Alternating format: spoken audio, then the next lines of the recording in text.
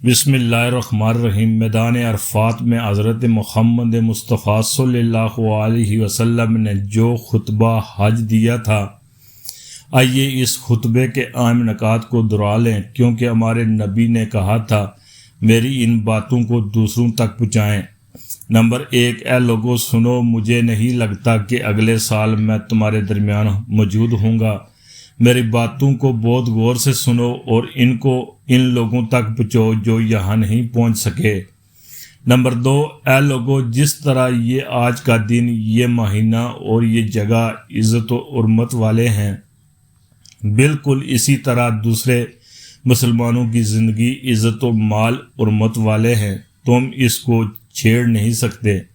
Number 3، لوگوں کے مال اور امانتیں ان کو واپس کرو، کسی کو تنگ نہ کرو، کسی کا نقصان نہ کرو تاکہ تم بھی محفوظ رہو۔ نمبر 5، یاد رکھو تم نے اللہ سے ملنا ہے اور اللہ تم سے تمہارے اعمال کے بابت سوال کرے گا۔ اللہ نے سود کو ختم کر دیا، اس لیے آج سے سارا سود ختم کر دو، معاف کر دو۔ تم عورتوں پر حق رکھتے ہو اور وہ تم پر حق رکھتی ہیں۔ جب وہ اپنے حقوق پورے کر رہی ہیں، تم ان کی ساری ذمہ داریاں پوری کرو۔ عورتوں کے بارے میں نرمی کا رویہ قائم رکھو، کیونکہ وہ تمہاری شراکت دار، پارٹنر اور بے لوث خدمت گزار رہتی ہیں۔ کبھی زنا کے قریب مت جانا۔ 10 نمبر، اے لوگوں میری بات غور سے سنو، صرف اللہ کی عبادت کرو، 5 فرض نمازیں پوری رکھو، رمضان کے روزے رکھو اور زکوٰۃ ادا کرتے رہو، اگر استطاعت ہو تو حج کرو۔ زبان کی بنیاد پر، رنگ نسل کی بنیاد پر تعصب میں مت پڑ جانا، کالے کو گورے پر اور گورے کو کالے پر، عربی کو اجمی پر اور اجمی کو عربی پر کوئی فقیت اصل نہیں۔ ہر مسلمان دوسرے مسلمان کا بھائی ہے، تم سب اللہ کی نظر میں برابر ہو، برتری اور صرف تقوی کی وجہ سے ہے۔ نمبر 12، یاد رکھو تم ایک دن اللہ کے سامنے اپنے اعمال کی جواب دہی کے لیے حاضر ہونا ہے۔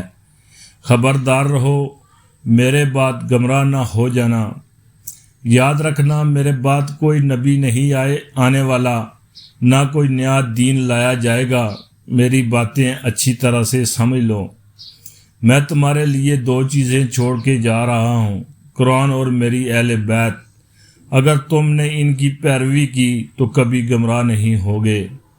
سنو تم لوگ جو موجود ہو، اس بات کو اگلے لوگوں تک پہنچانا اور وہ پھر اگلے لوگوں کو پہنچائیں، اور یہ ممکن ہے کہ بعد والے میری بات کو پہلے والوں سے زیادہ بہتر سمجھ اور عمل کر سکیں۔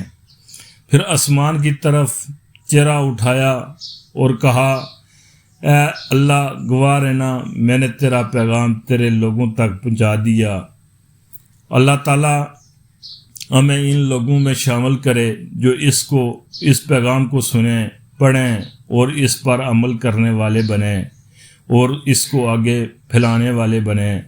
اللہ ہم سب کو اس دنیا میں نبی رحمت محمد اور محبت اور سنت سے محبت کرنے کی توفیق عطا فرمائے، اور آخرت میں جنت الفردوس میں اپنے نبی کے ساتھ اکٹھا کرے۔ آمین ثم آمین۔